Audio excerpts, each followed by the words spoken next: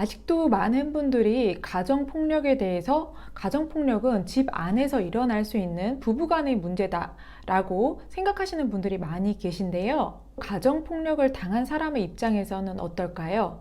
제일 두려워하는 것이 바로 상대방의 보복입니다. 이에 대해서 가정폭력의 유형과 그 사례에 대해서 한번 설명을 드릴 테니까요. 이야기 잘 들어봐 주세요. 안녕하세요. 12년차 이혼 전문 박리나 변호사입니다. 오늘은 가정폭력 사건에 대해서 한번 이야기를 해보려고 하는데요.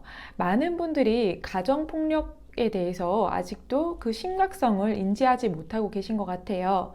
그래서 TV 예능 프로그램에도 남편과 아내분이 서로 격투기를 하듯이 집에서 주먹 다짐을 하는 그런 장면들이 고스란히 공중파로 방영이 되기도 했죠. 제가 12년간 진행했던 이혼 사건에서도 정말 1순위, 2순위로 꼽는 것이 바로 가정폭력 또는 폭언으로 인한 그런 사건들인데요.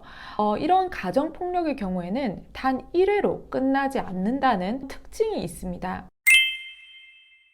먼저 첫 번째입니다. 가정폭력의 경우에는 아무래도 남자들이 힘이 세기 때문에 물리력으로 상대방을 제압하려는 경우가 상당히 많이 있었습니다. 처음에는 부부 간의 의견 차이가 있었습니다. 그래서 말다툼이 처음에 있죠. 누구나 부부 생활을 하다 보면 의견 차이가 있고 말다툼을 하는 게 일상일 것입니다. 그런데 그럼 말다툼을 하는 도중에 어느 순간 상대방을 내가 이겨야겠다, 제압을 해야 되겠다, 이런 생각을 하게 되는 일방이 있습니다. 그 순간 스스로 분을 참지 못하고 벽을 친다든지 문을 발로 찬다든지 아니면 물건을 던진다든지 이런 행동을 보임으로써 상대방에게 공포심을 주고 억압을 하려고 해요. 그래서 그런 상황이 일상적으로 반복이 되고 조금 더 심해지면 결국에는 상대방의 신체에까지 손을 대는 경우가 정말 많이 벌어졌습니다. 그래서 제가 가정폭력의 피해자인 아내분을 대리해서 남편의 폭력이 굉장히 상습적이고 그 폭력의 정도가 중하다라는 점을 입증하기 위해서 112 신고 내역, 그리고 상해 진단서, 사진 이런 부분들을 꼼꼼히 준비해서 사건을 진행을 했고요. 결국 남편분께서는 접근 금지 그리고 6개월간의 보호관찰, 사회봉사 200시간을 받는 등 상당히 중한 처분을 받은 사건이 있었습니다. 그리고 이렇게 보호 처분을 받게 되면 이혼 소송을 제기했을 때 가정폭력 사건이 있었다는 것이 입증이 되기 때문에 상당한 액수의 위자료까지 받을 수가 있었습니다.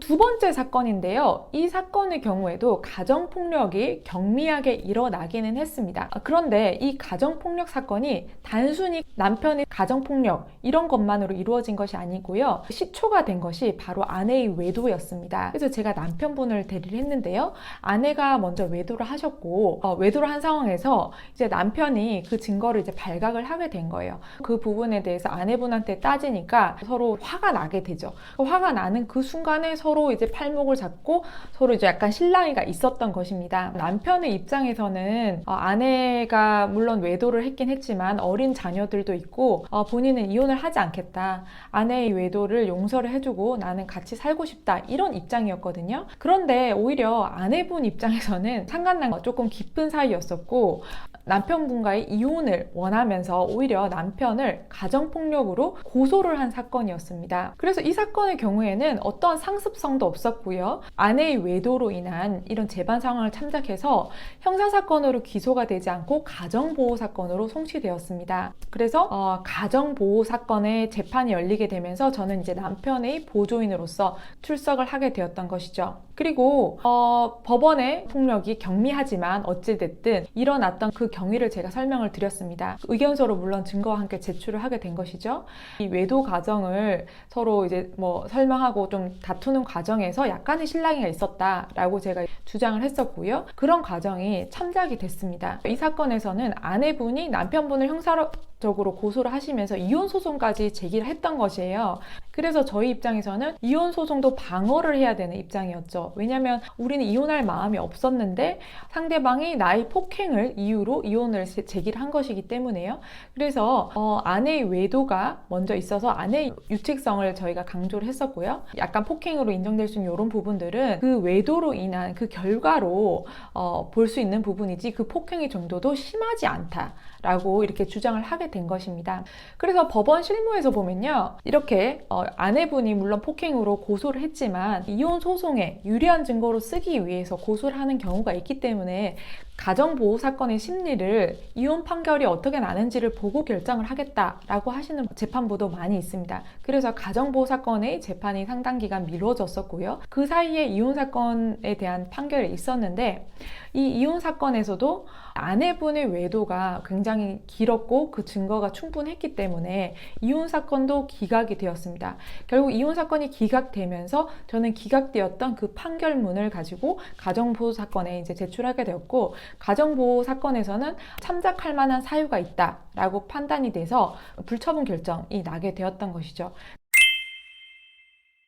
그리고 세 번째의 경우에는요, 상대방의 부모님이 연루되었던 가정폭력 사건이 있었습니다. 이 사건의 경우에는요, 자녀가 어렸기 때문에 시부모님과 합가를 결정했던 그런 부부였습니다. 합가를 결정하고 나서 부부는 이제 맞벌이로 출퇴근을 이렇게 하던 상황이었는데요. 출퇴근을 하고 이렇게 집에 들어왔는데 남편의 입장에서 이제 시부모님과 함께 살다 보니까 본인이 조금 더 편한 그런 측면이 있었겠죠. 그리고 며느리 입장에서는 조금 불편한 그런 측면도 있었을 것입니다. 그런데 그 상황에서 두 사람이서 방에서 싸우다가 아내한테 손찌검을 하게 된 거예요. 그래서 그 상황에서 며느리가 경찰에 이제 신고를 하려고 한 거예요. 근데 신고를 이제 하려고 했는데 112를 이제 누르려고 하는 순간 시부모님까지 합세해서 이 며느리의 휴대폰을 뺏고 서로 밀치고 당기고 하는 과정에서 여러 가지 상해를 입게 됐던 사건이었습니다. 그래서 이렇게 상해를 입게 되니까 지금 가정폭력이 한 명한테 당한 것이 아니라 지금 3명한테 일방적으로 이렇게 당하게 돼서 약간 사건이 크게 벌어진 것이에요. 그래서 남편과 시부모님을 포함한 이 3명에 대해서 접근금지 명령 신청을 하고 그리고 이혼을 제기했던 그런 사건이 있었습니다.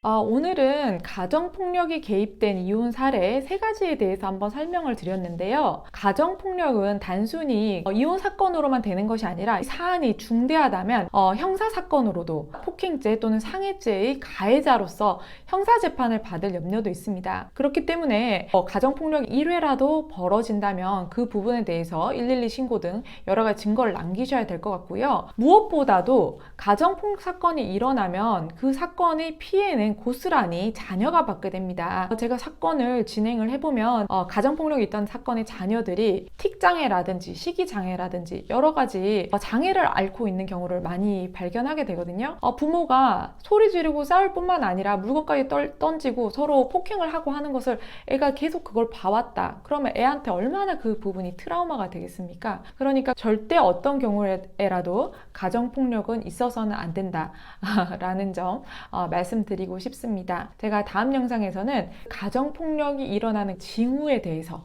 제가 한번 설명을 드릴 테니까요. 다음 영상도 재밌게 봐주셨으면 좋겠습니다. 연말인데 서로 한 해 마무리 잘 하시고 저는 다음 영상에서 뵙도록 하겠습니다. 감사합니다.